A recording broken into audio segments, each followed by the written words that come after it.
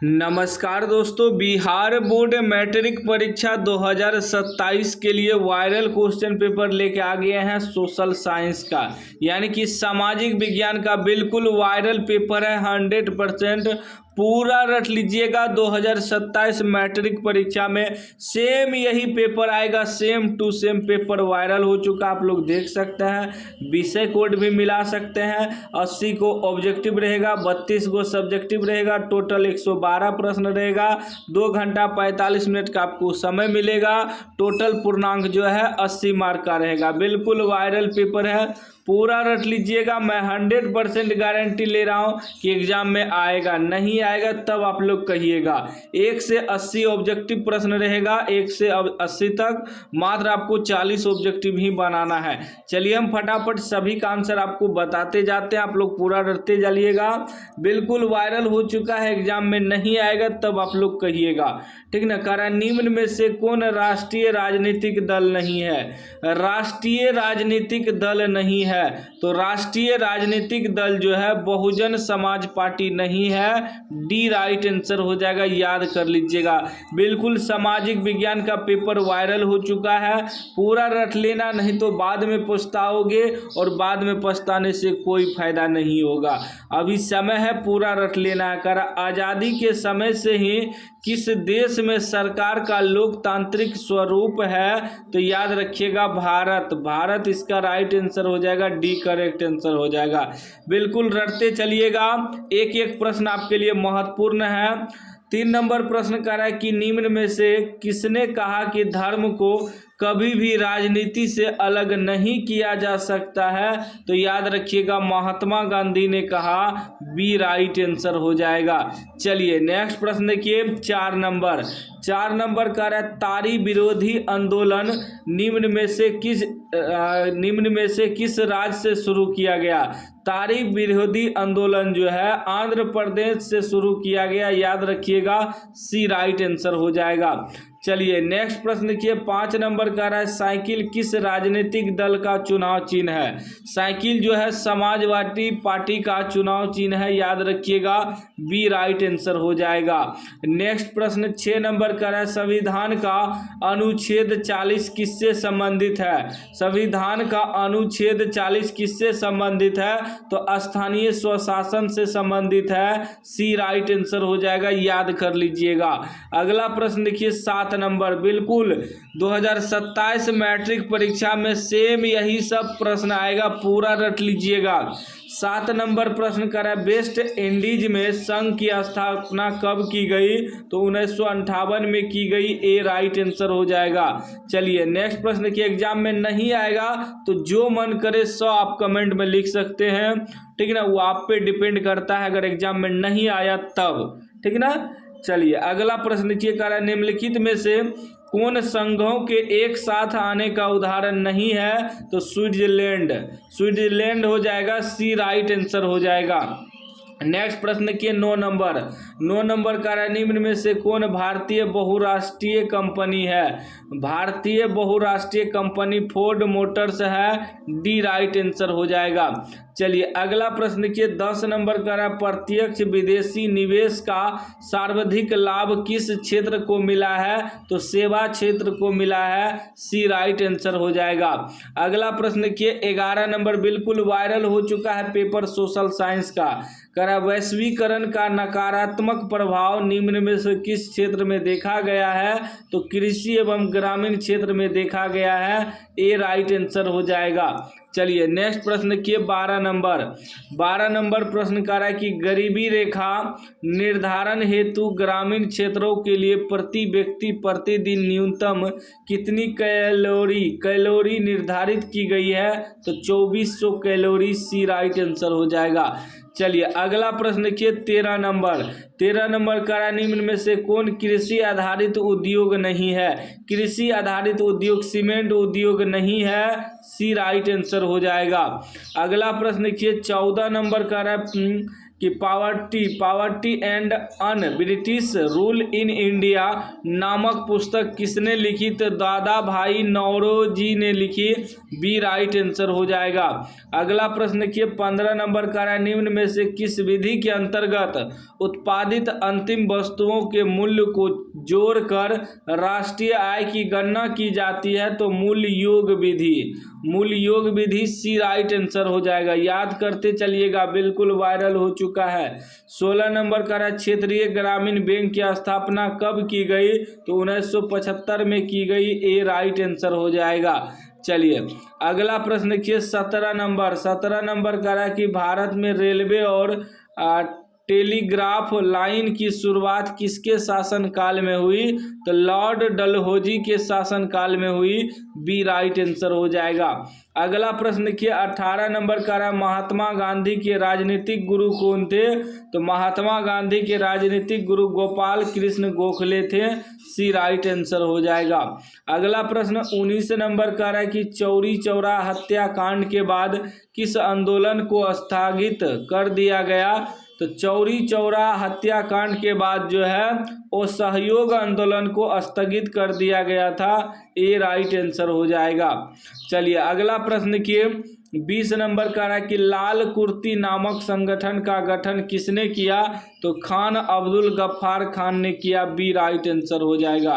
Next प्रश्न देखिए 21 number का है, लखनऊ समझौता किस वर्ष हुआ? लखनऊ समझौता 1916 ईस्वी में हुआ। ए राइट आंसर हो जाएगा। नेक्स्ट प्रश्न देखिए 22 नंबर का है कि इंडियन स्टेट यूटिलिटी कमीशन के अध्यक्ष कौन थे? तो विलियम हंटर थे। याद रखिएगा। बी राइट आंसर हो जाएगा।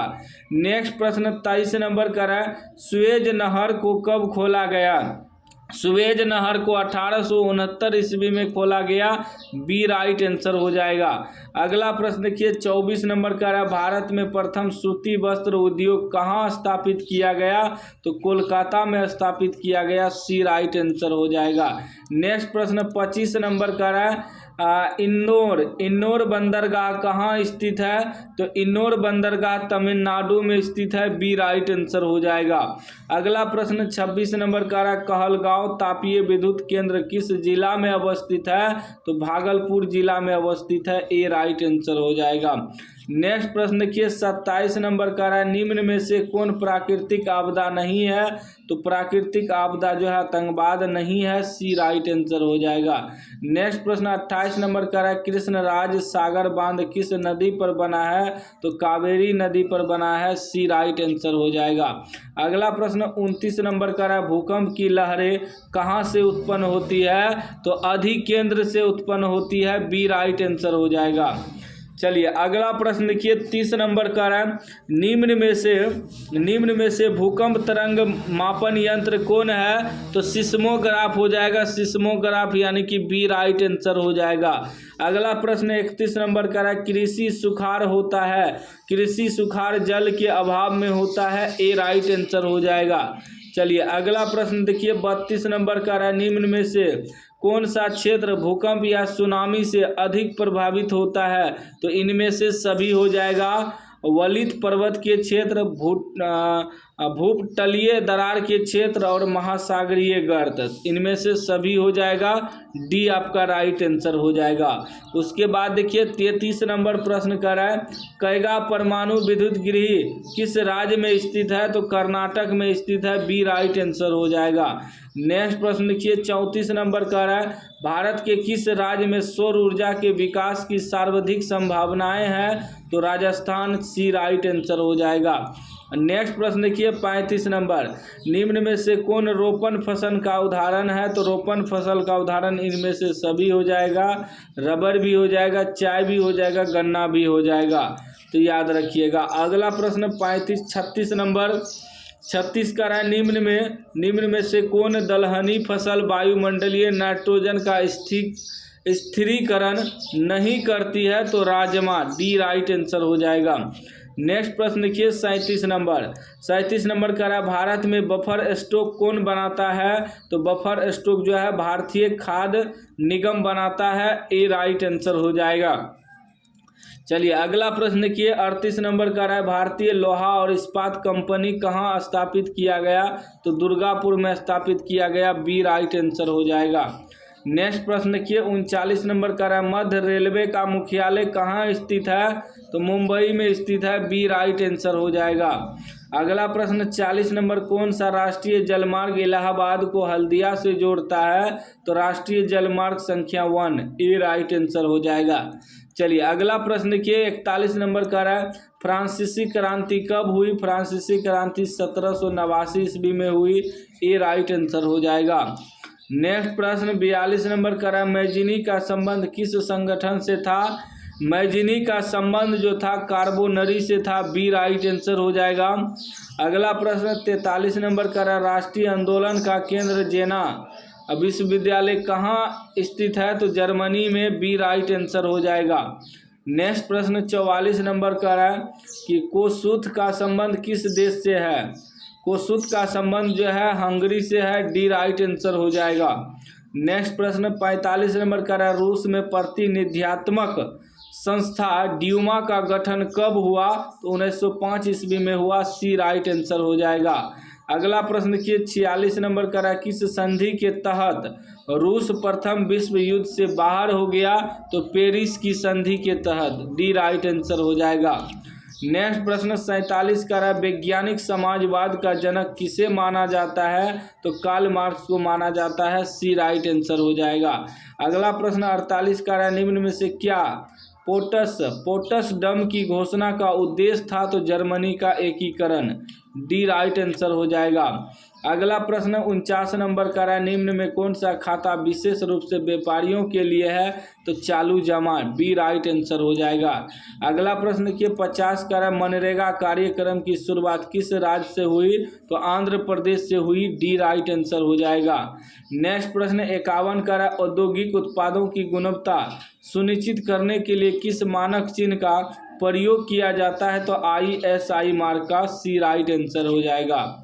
अगला प्रश्न 52 का राष्ट्रीय उपभोक्ता दिवस कब मनाया जाता है? तो उपभोक्ता दिवस 15 मार्च को मनाया जाता है, ए राइट आंसर हो जाएगा। नेक्स्ट प्रश्न 53 नंबर, निर्यात संवर्धन क्षेत्र EPZ को निम्न में से किसमें बदल दिया गया? तो विशेष आर्थिक क्षेत्र में बदल दिया गया, सी राइट आंसर हो जाएगा। नेक्स्ट प्रश्न 54 नंबर का, निम्न में कौन सी बेरोजगारी कृषि क्षेत्र में पाई जाती है? तो छिपी बेरोजगारी, ए राइट आंसर हो जाएगा, छिपी बेरोजगारी। अगला प्रश्न 55 नंबर का, प्रधानमंत्री नरेंद्र मोदी ने विमुद्रीकरण की घोषणा कब की? तो 8 नवंबर 2016 को, ए राइट आंसर हो जाएगा। नेक्स्ट प्रश्न 56 नंबर का, भारत में मौद्रिक नीति का निर्धारण कौन करता है? तो भारतीय रिजर्व बैंक, सी राइट आंसर हो जाएगा। अगला प्रश्न 57 का है कि किस आयोग कमेटी ने सतत पोषणीय विकास की अवधारणा प्रस्तुत की? तो बुर्नलैंड आयोग, ए राइट आंसर हो जाएगा। नेक्स्ट प्रश्न 58 का है, निम्न में पुरानी जलोढ़ मिट्टी कौन है? तो बांगर जो है पुरानी जलोढ़ मिट्टी है, बी राइट आंसर हो जाएगा। 59 का, प्रथम राष्ट्रीय जल नीति कब लागू हुई? तो सितंबर 1987 ईस्वी को, सी राइट आंसर हो जाएगा। 60 नंबर का, जिम कॉर्बेट राष्ट्रीय उद्यान कहाँ स्थित है? तो उत्तराखंड में, ए राइट आंसर हो जाएगा। नेक्स्ट प्रश्न देखिए 61 नंबर का, भारत का सबसे छोटा जैव मंडल रिजर्व कौन सा है? तो डिब्रू सेखेवा, डी राइट आंसर हो जाएगा। उसके बाद 62 का Q9 का उपयोग होता है, Q9 का उपयोग मलेरिया में होता है, ए राइट आंसर हो जाएगा। अगला प्रश्न के 63 का, भारत में कितने सार्वजनिक क्षेत्र के तेल परिष्करण केंद्र कार्य कर रहे हैं? तो 18, बी राइट आंसर हो जाएगा।